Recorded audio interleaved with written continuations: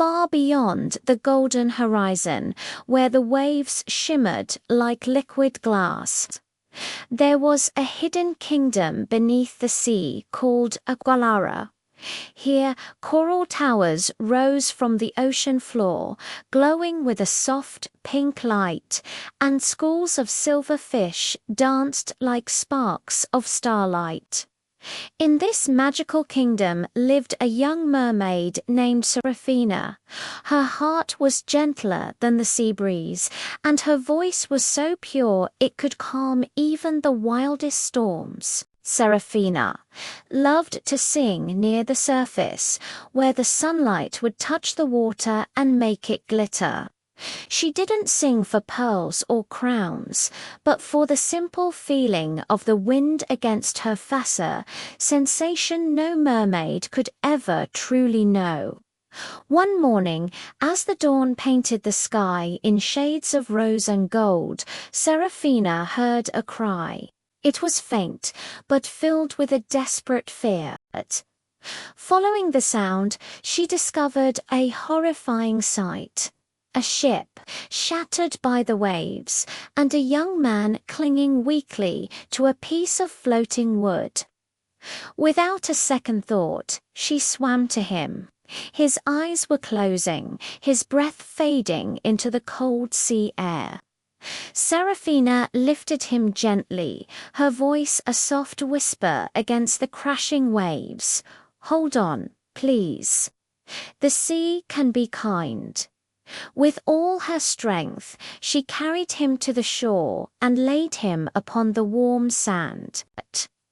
She began to sing a soft, healing melody until she felt the steady rhythm of his heart return.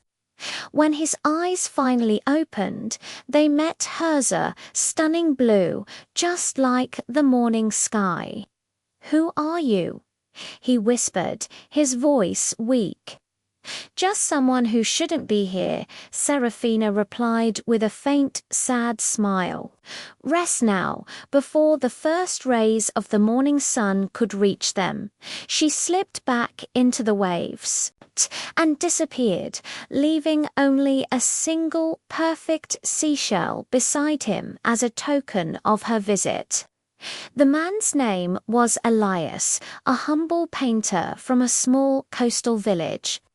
When he woke up, surrounded by the silence of the beach, he convinced himself that the mermaid was just a dream, a beautiful hallucination brought on by the storm. But something had changed within him. Every time he tried to paint the sea, her face would appear on the canvas, her haunting eyes, her shimmering silver hair.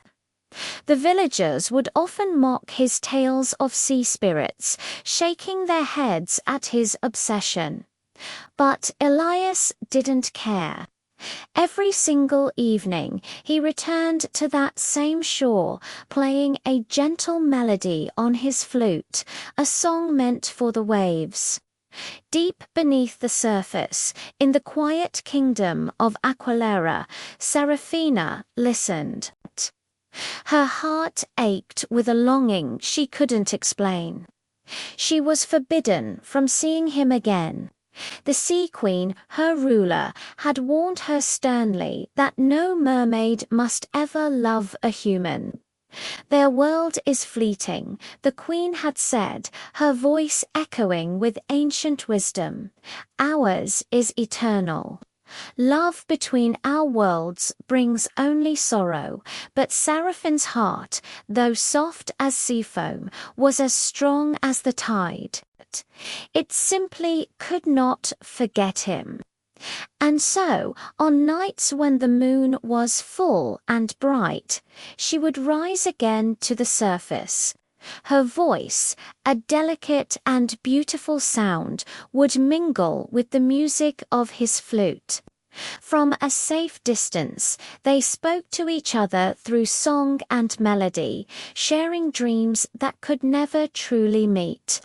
Their two worlds separated by the vast deep ocean. One night, the pull was too strong. Elias stood at the very edge of the shore, his voice barely a whisper against the wind. "If only I could see you once more." And as if the sea itself had heard his plea, she came shimmering beneath the moonlight. Seraphina rose from the waves, a vision of ethereal beauty. Her eyes sparkled with tears, a mix of pure joy and deep-seated fear. "You should not have called for me," she whispered, her voice trembling. "The sea watches everything." "I don't care," Elias said, his gaze locked on hers. "I would rather have just one moment with you than a whole lifetime without knowing your heart." At that moment, the wind began to howl, and the waves grew restless and angry. A dark mist spread across the horizon, and from it, the Sea Queen appeared. Her crown of shells glinted coldly in the moonlight, her expression one of fury. "You have broken the law," she thundered, her voice the sound of a gathering storm. "For this love, you shall forget who you are, and you will lose your voice forever." Seraphina looked at Elias, trembling and powerless before the might of the sea, and then turned to face the queen, her resolve firm. "Then take my voice," she said softly, but with unwavering strength. "But spare him." The queen raised her hand, and the entire ocean glowed with a sorrowful pale light. Seraphine's beautiful voice drifted away from her, like a single pearl dissolving in the water, lost forever. The queen then vanished, leaving only a profound and heavy silence behind. Elias cried out her name, but it was too late. The sea, now calm, pulled Seraphina back into its depths, away from him. Days turned into weeks, and weeks into months. Elias searched every shore, every cove, listening for a song that he knew would never come again. The world felt empty without her music. Yet one morning, as he was painting by the cliffs, he found something gleaming in the tider single silver scale, shining with the same light he remembered from her eyes. He picked it up, holding it close, and whispered to the ocean, "You are not forgotten." Years passed. Elias became a renowned painter, famous throughout the land. But every single painting he created carried the same mysterious figure, beautiful mermaid, with eyes full of longing, and a story untold. People said his art carried music within it, a silent melody that touched the soul, though no one ever knew why. But magic, especially the magic of love, has a heart of its own. One beautiful spring morning, when the sea was perfectly calm and the air smelled of salt and jasmine, a young woman came to his door. Her hair was silver as moonlight, and her eyes were as deep and mysterious as the ocean. She could not speak a single word, yet when she smiled at him, Elias felt his heart stop. In that silent, knowing smile, he recognized her instantly. He knew, though she had lost her voice, she had found her way back to the world above.